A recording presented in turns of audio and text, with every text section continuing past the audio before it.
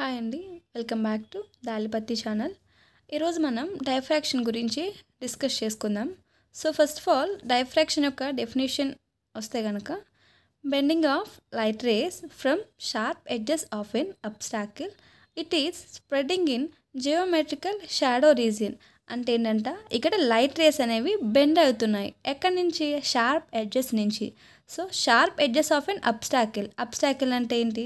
ఒక object. For example ఇక్కడ చూడండి, ఇదేంటిది? సోర్స్ నుంచే కదా లైట్ రేస్ అనేవి ప్రొడ్యూస్ అవుతాయి. సో ఇక్కడ చూడండి, ఈ సోర్స్ మధ్యలో అంటే ఇక్కడ లాస్ట్లో ఒక స్క్రీన్ తీసుకుందాం.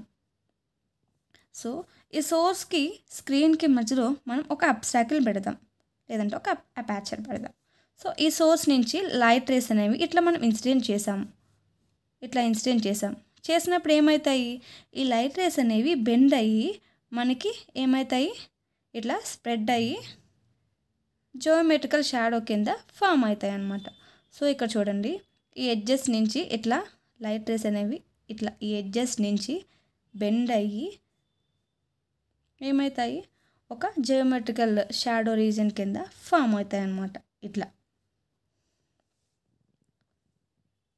సో ఈ డైఫ్రాక్షన్ అనేది కంప్లీట్గా దేని మీద డిపెండ్ అయి ఉంటుందంటే వేవ్ నేచర్ మీద డిపెండ్ అయి ఉంటుంది. సో ఇక్కడ మనం లైట్ గురించి ఎక్స్ప్లెయిన్ చేసుకున్నాం కాబట్టి wave nature of light. Next sound అనేది వేవ్ ఫామ్స్లో వెళ్తుందనమాట. సో సౌండ్ చూసుకుంటే ఇప్పుడు లైట్ కూడా అంతే, మనకి ఇట్లా చూడండి, ఎలక్ట్రోమాగ్నెటిక్ రేడియేషన్ అని అంటాం కదా. సో సౌండ్ అనేది ఇక్కడ ఏంటి? వేవ్ ఫామ్స్లో ఇట్లా వేవ్ ఫామ్స్లో వెళ్తుంది. లాంగిట్యూడినల్ వేవ్స్ అవ్వచ్చు, ఆర్ ఎల్స్ ట్రాన్స్వర్స్ వేవ్ కూడా అవ్వచ్చు అనమాట. సో సౌండ్ అనేది ఏంటి? ఒక ఎలక్ట్రోమాగ్నెటిక్ వేవ్ అనమాట. సో ఎలక్ట్రోమాగ్నెటిక్ రేడియేషన్ అంటే ఏంటంటే the transfer of energy through oscillation electric and magnetic fields travelling at the speed of light. ఇక్కడ ఏమవుతుందంట? సో చూడండి, ఇది ఒక యాక్సిస్ తీసుకున్నాము. ఇదేంటి?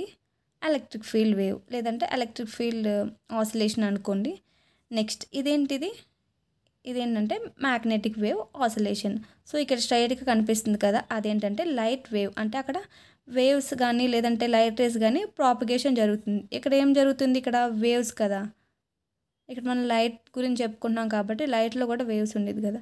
సో పాస్ అవుతుంది కాబట్టి ఇట్లా ఈ electric wave or magnetic wave అనేది ఇట్లా ఏమవుతుంది?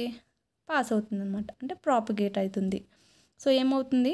The transfer of energy through oscillation. So energy అనేది ఏమవుతుంది? ట్రాన్స్ఫర్ అవుతుంది త్రూ ఆసిలేషన్ జరిగి. ఎట్లా ఆసిలేషన్ జరుగుతుంది? Electric and magnetic fields travelling అవుతుంది అనమాట. సో అట్లా ట్రావెలింగ్ అయితేనే మనకి లైట్ అనేది ప్రాపగేట్ అవుతుంది. సో ఇప్పుడేంటి? ఫైనల్గా sound is an electromagnetic wave. So sound is an electromagnetic wave. For example, మన ఇంట్లో పక్క రూమ్లో ఎవరో టీవీ చూస్తున్నప్పుడు ఆ సౌండ్ అనేది మన ఇల్లు మొత్తం వస్తుంది అనమాట. మన ఇంట్లో ఉన్న ప్రతి రూమ్స్కి వస్తుంది. ఎప్పుడు వస్తుంది? డోర్ క్లోజ్ ఉన్నప్పుడు అయితే రాదు. మనం ఉన్న రూమ్ డోర్ ఓపెన్లో ఉంటే కనుక మన హాల్లో ఉన్న టీవీ అనేది ఎవరైనా వాచ్ చేసినప్పుడు ఆ సౌండ్ అనేది మనకు అన్ని రూమ్స్కి పాస్ అవుతుంది అనమాట. So because of sound waves వల్ల, అంటే సౌండ్ వేవ్స్ అనేవి అక్కడ ఏమవుతున్నాయి? బెండ్ అయ్యి ట్రావెల్ అవుతుంది. సో ట్రావెల్ అవుతున్నప్పుడు ఎయిర్ పార్టికల్స్ని అవి ఏమవుతాయి? వైబ్రేట్ చేస్తుంది అనమాట. సో అట్లా వైబ్రేట్ అంటే అక్కడ ఎయిర్ పార్టికల్స్ అనేవి వైబ్రేట్ అయితే మనకి అక్కడ ఏమవుతుందంట? మనకి వినిపిస్తుంది. నెక్స్ట్ ఇంకొకటి ఏంటంటే లౌడ్ స్పీకర్ కూడా చూడండి, ఎక్కడో మనకి పార్టీ జరుగుతుంది, లేదంటే ఎక్కడో మనకి టెంపుల్లో ప్రవచనాలు జరుగుతున్నప్పుడు మన హౌస్ ఎక్కడో దూరంగా ఉన్నప్పుడు మనకి ఆ సౌండ్ వినిపిస్తుంది. ఎప్పుడు? ఎయిర్ ఫ్రీక్వెన్సీ ఎక్కువ ఉన్నప్పుడు, మనకి గాలి ఎక్కువగా వీసినప్పుడు ఎక్కడో దూరంగా ఉన్న టెంపుల్లో సౌండ్ అనేది మన ఇంటి వరకు వస్తుందన్నమాట. బికాజ్ ఆఫ్ సౌండ్ అంటే డైఫ్రాక్షన్. అక్కడ ఏమవుతుంది? లైట్ రేస్ అనేవి బెండ్ అవుతున్నాయి అన్నమాట. సో ఇప్పుడు ఏంటి? సౌండ్ అనేది ఒక ఎలక్ట్రోమాగ్నెటిక్ వేవ్ అనమాట. సో ఇంకొక ఎగ్జాంపుల్ ఏంటంటే జస్ట్ నార్మల్గా ఇక్కడ చూడండి, ఇదేంటంటే ఒక బల్బ్ అనుకోండి, బల్బ్.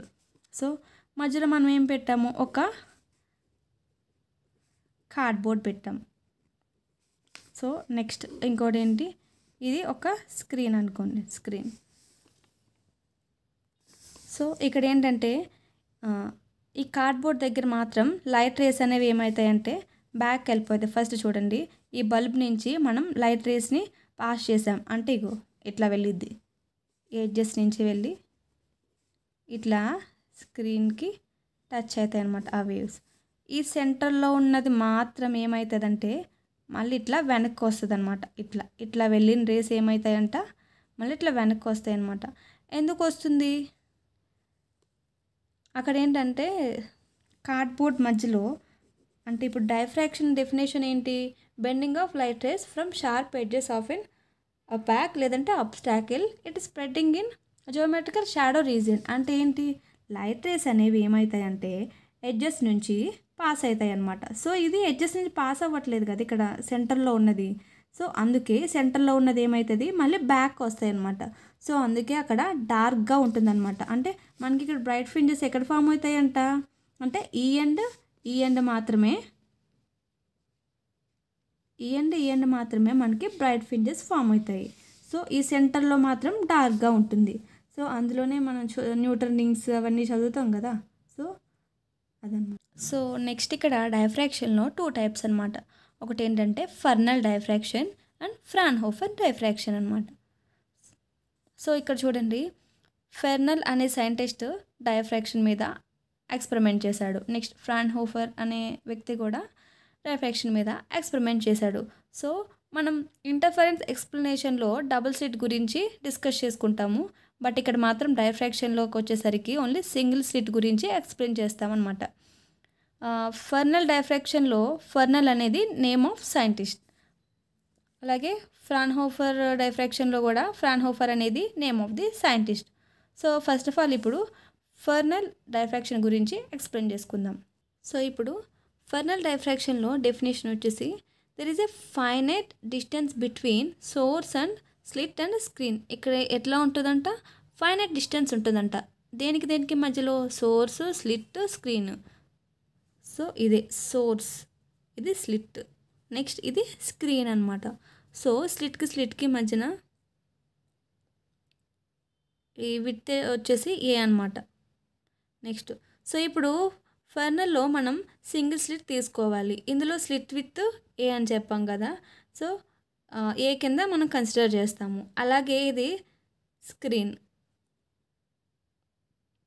సో ఈ స్లిట్కి స్క్రీన్కి మధ్యన ఫైనైట్ డిస్టెన్స్ అంటున్నాం కాబట్టి డి. సో ఈ స్లిట్ నుంచి లైట్ రేస్ అనేవి ఇట్లా ఇట్లా ఇట్లా ఇట్లా పాస్ అవుతాయి. ఒకవేళ వేవ్స్ అనుకోండి, ఇట్లా ఇట్లా ఇట్లా ఇట్లా పాస్ అవుతాయి. సో మనకి ఇక్కడ dark fringes or bright fringes అనేవి ఫామ్ అవుతాయి అని అంటాం కదా. సో అవి ఫామ్ అవ్వడానికి లేదంటే ఆ డార్క్ ఆర్ బ్రైట్ ఫ్రింజెస్ అనేవి వేటి మీద డిపెండ్ అయి ఉంటుందంటే ఈ సోర్స్ నుంచి వచ్చే లైట్ రేస్ అనేవి స్లిట్ మీద ఇన్సిడెంట్ చేస్తాం కదా.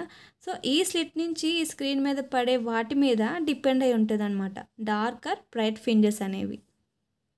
సో ఇది ఫర్నల్ డైఫ్రాక్షన్. నెక్స్ట్ వచ్చేసి ఫ్రాన్హోఫర్ డైఫ్రాక్షన్ అనమాట. సో దాంట్లో కూడా మనం ఏం చేస్తామంటే సింగిల్ స్లిట్ని యూజ్ చేస్తాం. సో ఫ్రాన్హోఫర్ డైఫ్రాక్షన్ చూడండి, there is infinite distance between slit and screen. So ఇక్కడ ఎట్లా ఉండిద్దంట, ఇన్ఫైనైట్ డిస్టెన్స్ ఉండిద్దంట స్లిట్కి స్క్రీన్కి.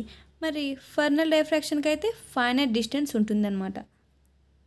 సో ఇక్కడ స్లిట్ అంటే, ఇక్కడ స్లిట్ ఉంది కదా, స్లిట్ అంటే సోర్స్ ఆఫ్ లైట్ అని అర్థం అనమాట. సో ఇక్కడ స్క్రీన్ ఇన్ఫైనైట్ డిస్టెన్స్లో ఉంటుందని అన్నాం కదా. సో ఎక్కడో సోర్స్ అనేది ఇన్ఫైనైట్ నుంచి లైట్ రేస్ వస్తుంది. సో యాక్చువల్గా ఇన్ఫినిటీ నుంచి లైట్ రేస్ వచ్చినప్పుడు they become parallel beam of light rays అనమాట. So they become parallel beam of light rays. So ఇక్కడ మనకి parallel beam of light rays అనేవి ప్రొడ్యూస్ అవుతాయి. సో ఇక్కడ పి అనే పాయింట్ దగ్గర మనకి ఏమవుతాయి అంటే కన్వర్జ్ అవ్వాలన్నమాట, లేదా కన్వర్జ్ కానీ ఇంటర్ఫరెన్స్ కానీ అవ్వాలి. అప్పుడే మనకి ఇక్కడ డార్క్ అంటే ఇక్కడ డార్క్ ఫామ్ అవుతుంది, ఇక్కడ బ్రైట్ ఫామ్ అవుతాయి. సో అదే మనకి ఇక్కడ డార్క్ బ్రైట్ ఫ్రింజ్ని డిసైడ్ చేస్తుంది అనమాట. సో ఇక్కడ కాన్వెక్స్ లెన్స్ని మనం యూజ్ చేస్తాము. అది ఎందుకంటే ఇప్పుడు ఇక్కడ మనం ప్యారలల్ బీమ్ ఆఫ్ లైట్ రేస్ని కన్వర్ట్ చేయాలి అంటే, సో ఏమన్నాం ఇక్కడ మనం ప్యారలల్ బీమ్ ఆఫ్ లైట్ రేస్ని కన్వర్ట్ చేయాలి అంటే కనుక కన్వర్జింగ్ లెన్స్ని యూజ్ చేస్తాము. So converging lens is nothing but ఇక్కడ ఏంటంటే కాన్వెక్స్ లెన్స్ అనమాట. సో ఇక్కడ ఏంటంటే లైట్ రేస్ అనేవి కన్వర్జ్ అవ్వడం కోసం కాన్వెక్స్ లెన్స్ని ఏం చేస్తాం మనం యూజ్ చేస్తాం. సో ఇదే అనమాట ఈ ఫ్రాన్హోఫర్ డైఫ్రాక్షన్లో కాన్వెక్స్ లెన్స్ని యూజ్ చేస్తాం. అదే ఫర్నల్ అయితే కాన్వెక్స్ లెన్స్ని యూజ్ చేయమన్నమాట. నార్మల్గా లైట్ రేస్ని పాస్ చేస్తాము. సో ఇక్కడ సెంటర్లో మాత్రం డార్క్ ఫ్రింజెస్ ఫామ్ అవుతాయి, ఇక్కడ బ్రైట్ ఫ్రింజెస్ ఫామ్ అవుతాయి అన్నమాట. సో అలా ఎప్పుడు ఫామ్ అవుతాయి? పి అనే పాయింట్ దగ్గర కన్వర్జ్ అవ్వాలి, లేదంటే ఇంటర్ఫరెన్స్ అవ్వాలి. సో అలా అయినప్పుడే డార్కర్ బ్రైట్ ఫ్రింజెస్ అనేవి ఎట్లా ఫామ్ అవుతాయి అనేవి అవి డిసైడ్ అవుతాయి అన్నమాట. సో ఇది ఈరోజు టాపిక్ డైఫ్రాక్షన్. సో నచ్చితే లైక్ చేయండి, లేదంటే సబ్స్క్రైబ్ చేయండి. Thank you.